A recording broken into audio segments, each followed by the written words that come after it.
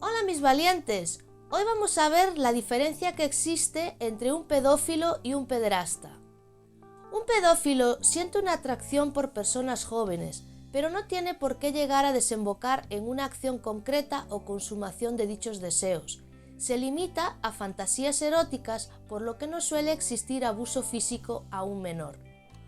Un pederasta siente la misma atracción que el pedófilo. Se sienten atraídos por personas de mucha menos edad, pero en este caso sí que desemboca en un abuso sexual. El pedófilo es aquella persona que sufre involuntariamente una parafilia basada en la atracción sexual por niños, pero que no llega a intentar mantener relaciones sexuales con ellos. Recurre a la imaginación para autoestimularse en base a sus fantasías o con pornografía infantil, en cuyo caso ya estaríamos ante algo más grave que se castiga con penas de prisión, pero generalmente odiando al trastorno que sufre. La mayoría reprimen sus deseos, pero otros los materializan, y en este caso estaríamos ante la pederastia. Las conductas pedófilas son muy heterogéneas, desde casos inofensivos hasta aquellos en que alcanzarían niveles que rozan lo criminal.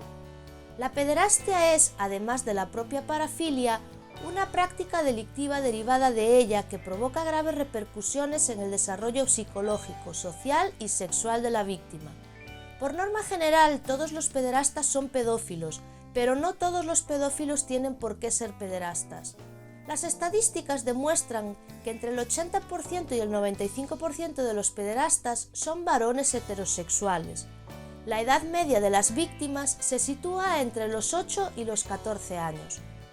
Según la evidencia científica, la mayoría de las personas con pedofilia odia realmente tener este tipo de deseo y no actúan sobre ellos por razones morales, y sin embargo no suelen buscar tratamiento precisamente porque son conscientes de que las personas en general no parecen notar la diferencia entre sentirse involuntariamente atraídos sexualmente por niños pequeños y molestar o agredir sexualmente a niños. No buscar la ayuda de un especialista es precisamente lo que puede conducir a que un pedófilo pase de la simple atracción, que no es mala por sí sola, a la agresión sexual de niños como hecho más probable. Por ello, a los pedófilos se les debe alentar a buscar tratamiento para su trastorno antes de que provoquen daño a los niños. Un pederasta no merece ya esta ayuda psicológica, lo que merece es ser castigado duramente por la justicia. En resumen, las principales diferencias son: la pedofilia es atracción sexual infantil, la pederastia abuso sexual infantil. Un pedófilo no materializa sus fantasías, un pederasta sí. Todos los pederastas son pedófilos, pero no todos los pedófilos son pederastas. Un pedófilo debe buscar tratamiento, un pederasta debe ser castigado. Los hechos de abuso sexual a menores no deben silenciarse. Es muy importante denunciarlos desde un primer momento para poder dar protección a las víctimas. Él o la menor pueden presentar comportamientos que no corresponden a su edad ni a las costumbres de la casa, mostrando curiosidad en el extremo o haciendo preguntas o comentarios sobre sexo no esperables a su edad, comportamiento seductor, evitación o rechazo de personas o lugares, resistencia a desnudarse o bañarse, cambios bruscos de conducta, etc. De ser así, se recomienda valorar con cautela por un médico o pediatra.